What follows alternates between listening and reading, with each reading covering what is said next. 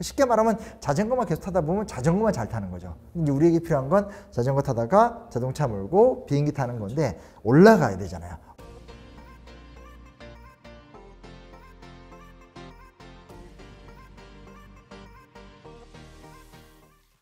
역사책 쓰고 역사 논문 쓰고 역사 가르치는 신용환입니다. 네, 반갑습니다. 선생님 공부를 하시거나 좀 독서를 하실 때 이런 습관이 가장 도움이 된 것 같다. 좀 추천해 주실 만한 게 있다면. 질문에 답이 있는 것 같아요. 습관이 들였느냐 안 들였느냐요.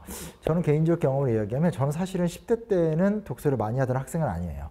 어렸을 때는 더 안 했죠. 사실은 꾸준히 많이 체계적으로 읽었던 건 다 21살 이후예요. 그러니까 대학을 들어와서 전 대학에 오면 되게 제가 대학생활 잘할 줄 알았는데 21살 겨울방학이 되면서 그때 제가 이제 게임에 잠깐 빠져가지고 한 2달간 폐인이 됐던 적이 있었어요. 그래서 이건 아니다 하고 이제 하면서 대학교 2학년 때부터 제가 본격적으로 독서를 했는데 뭐 별 방법을 다 써봤는데 지금까지도 제가 확실하게 느끼는 게 뭐냐면 지하철 타고 학교까지 하는데 1시간, 지하철 타고 집까지 오는데 1시간 딱 걸렸거든요.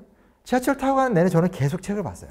하루에 2시간이 얼마 안 되지만 이걸 10년을 했다고 생각해 보세요. 사실 독서로 판가름이 나려면 한 10년 걸려요. 나만 어떤 그런 힘을 갖고 사람들 앞에서 뭔가 이야기를 할 수 있을 정도의 단단한 힘을 간다는 것은 한 10년 정도 걸려요, 최소한.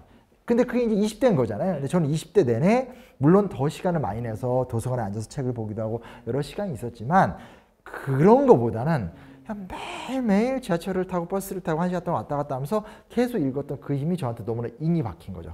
그래서 30대가 되고 나서 사회생활을 하면서도 역시 책을 읽게 되고 그 습관이 지금까지 계속 가게 되는 것 같아요. 그래서 제일 중요한 건 습관, 누가 시키든 안 시키든 꾸준히, 그리고 그 위에서 이번엔 내가 한국사에 집중해 보고 싶다. 이번엔 내가 연간 계획으로 서양사에 집중하겠다.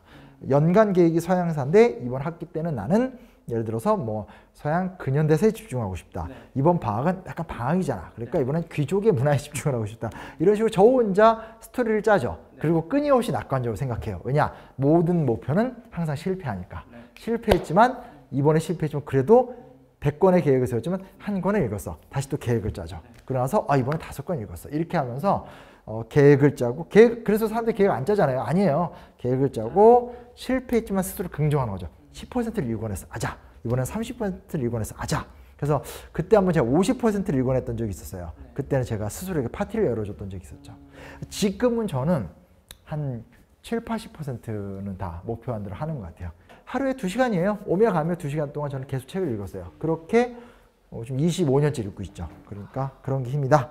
그냥 말씀을 드리고 싶습니다. 그러니까 일종의 루틴이 된 거네요, 어떻게 보면. 그렇죠. 그냥 이렇게 습관이 된 거죠. 이제 역사를 좋아하는 애들이 좀 역사를 깊이 잘하게 되면 도움이 될 거라고 생각하시는 부모님들이 있는 반면에 또 어떤 부모님들은 좀 애들이 역사에 너무 빠져가지고 이제 영어 수학을 등한시하는 것 때문에 좀 걱정을 하시는 부모님들이 계세요. 그래서 이런 경우에 사실 저는 뭐 역사를 더 잘할 수 있게 만들고 더 깊이 알게 되면 다른 과목들도 오히려 더 잘하게 될 확률이 높지 않을까 생각을 하는데 선생님은 어떻게 생각하시나요? 그건 이제 부모가 학습량을 좀 조절해 줘야 될 필요는 있는 것 같아요. 그래서 이게 제도적인 문제인 거죠. 영어 수학에 거의 몰입되어 있는 것이 현실이고 영어 수학을 위주로 이제 교육이 진행이 되니까 또 그걸로 평가를 해버리니까 오히려 이제 역사를 비롯해서 그런 인문학적인 관심이 높은 친구들한테 굉장히 불리한 구조예요. 그래서 그건 사실은 부모님들의 입장을 저도 충분히 공감을 하고 그리고 저희도 저희 아이들을 보고 있으면 영어 수학에 거의 뭐 매여 있는 상황이고 그럼 뭐 제도가 그렇게 돼 있으니까 그래서 그건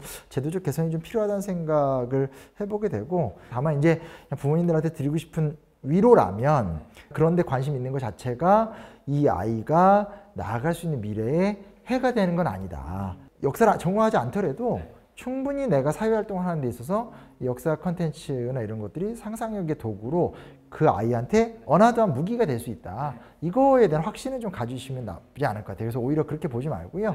역사를 좋아한다면 그 아이는 아마 줄글로 된 책도 좀 더 빠르게 접근할 수 있을 것이고 학습만 하나 던져줘도 더 재밌게 볼 수 있을 거예요.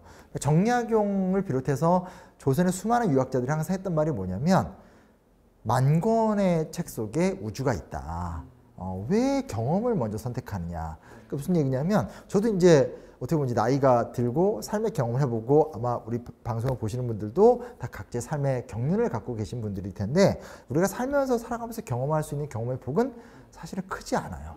그거 어쩔 수가 없어요. 한 인간이 도달할 수 있는 한계가 있잖아요. 그런데 경험을 뛰어넘을 수 있는 가장 큰 힘은 뭐냐? 사실 책이에요. 예. 책이라는 것이 어마어마한 간접 경험을 해주게 되는 거고, 이 활자라는 게 정말 대단하잖아요. 그러니까 만화로 그리면 훨씬 더 많은 이야기를 할 수밖에 없는데 글자를 통해서 표현을 해버리면 정보량이 비교도 안 되게 이제 들어가게 되는 거죠. 그래서 어쨌든 책을 많이 읽는 거. 그 책을 많이 읽는다는 건 그 안에서 다양한 세계를 간접적으로 접근을 하게 된다라는 거죠.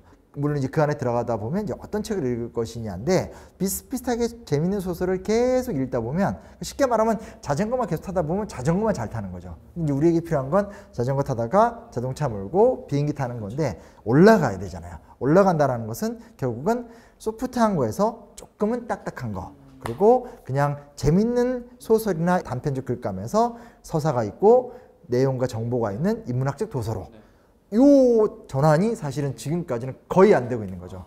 거의 안 되고 있고 어제 뉴스를 보니까 우리나라 주요 서점의 그 독자가 50대가 20대를 제꼈어요. 그러니까 이게 무슨 얘기냐면 젊은 친구들이 더 책을 안 읽는 거예요. 그래서 제가 항상 이제 청소년들이나 학생들 만나면 꼭 말씀드리는 게 뭐냐면 독서가 경쟁력이다. 그러니까 독서를 통해서 마음의 수양과 인격이 단련된다. 이건 알아서 될 것이고 독서가 돈이다. 독서가 경쟁력이다. 이런 말을 해요. 그래서 이제는 너무나 안 하기 때문에 모두가 안 할 때 나만 한다고 생각해봐요. 내가 경쟁력을 갖는 거잖아요.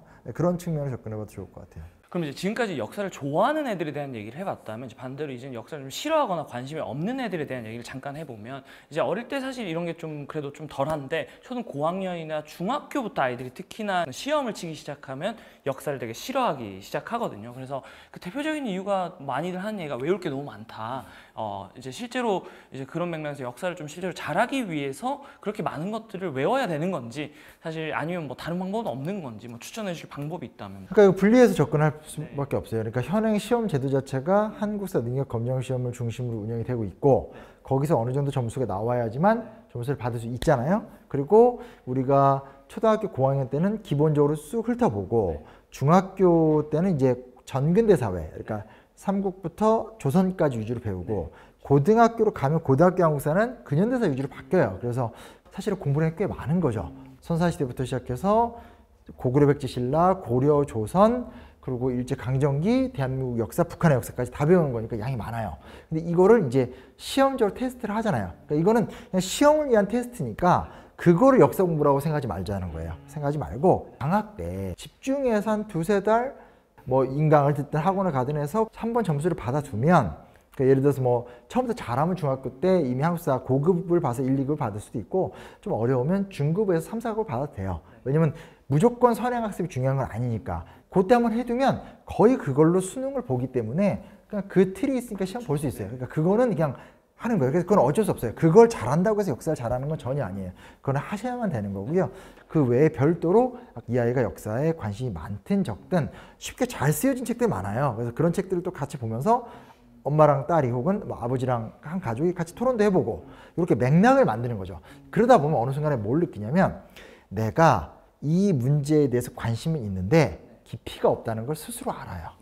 정말 체계적인 뭔가를 하고 싶으면 역사 일반에 대해 좀 알아야 되고 철학도 좀 알아야 되고 문학도 알아야 되고 이렇게 가요. 다만 그것이 이제 그 시간이 걸릴 뿐인 거고 그 아이가 본인이 뭐에 느끼는 관심인지를 모를 뿐인 거고 싹이 돋아나도 부모가 그걸 잘 못 끌어주는 경우가 있어서 그런 거죠.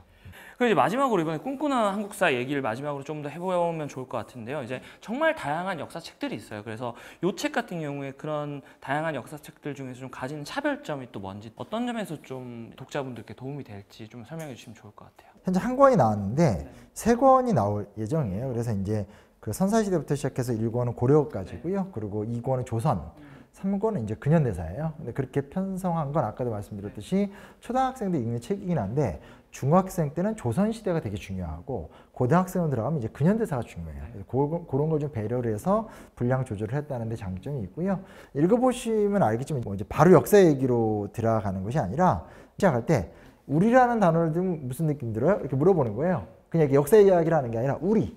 그럼 이제 우리? 엄마 아빠랑 내가 우리지? 야, 그럼 대한민국은? 대한민국도 우리지? 그럼 일본은? 우리가 아니잖아. 이런 식의 이제 질문을 먼저 해요. 그래서 이제 우리가 대충 느꼈었을 때 우리라고 느끼는 범위가 정해져 있구나. 그럼 뭐가 우리야? 했었을 때 이제 객관적인 같은 말을 쓴다라든지 같은 문화를 갖고 있다라든지 우리라고 느끼는 주관적 믿음이 있다라든지 이런 이야기를 먼저 하고 그 다음에 발해가 고구려를 계승했던 이유는 이러이러한 것이 있습니다. 라는 식으로 이제 먼저 우리 일상생활에 질문을 하고 그 다음에 이제 구체적인 이야기로 가는 그런 구조로 좀 만드느라고 고생을 했어요. 그래서 그렇게 쓰여졌다는 게 이제 특징이고요. 앞으로 올해 내에 2권, 3권 나오고 저희가 제 책만 있는 게 아니라 뭐 꿈꾸는 우주라든지 좀 다른 시리즈들도 같이 앞으로 나올 거니까 관심 많이 가져주시면 좋겠습니다. 그럼 이제 마지막으로 저희 시청자분들께 하실 말씀 있으시다면. 네, 불러주셔서 되게 감사하고요. 제가 이제 이 사이트를 좀 보니까 이거 얼마큼 부모님들 고민이 많은가, 그리고 부모님들 고민이 저의 고민과 똑같다 이런 생각을 많이 하게 돼서요. 힘내죠. 어찌됐건 우리가 어떤 기분을 갖고 있던 간에 그 아이는 자라서 잘 클 겁니다. 그런 믿음이 있고요. 그냥 우리가 해줄 수 있는 것들, 좋은 것들 많이 주면서 함께 잘 키워가 보도록 하겠고, 저도 제 영역에서 최선을 다해 노력해서 여러분들이 자녀들을 키우는 데 있어서 책이 됐든 방송이 됐든 간에 많은 최대한 도움을 드리도록 하겠습니다. 오늘 불러주셔서 너무 감사합니다. 오늘 심영화 작가님 모시고 이제 역사에서 출발해서 독서까지 다양한 이야기 나눠봤는데요. 시청자분께 도움 되셨을 거라 생각하고요. 다음번에 또 좋은 컨텐츠로 찾아뵙도록 하겠습니다. 지금까지 조 작가, 심 작가 였습니다. 감사합니다. 감사합니다.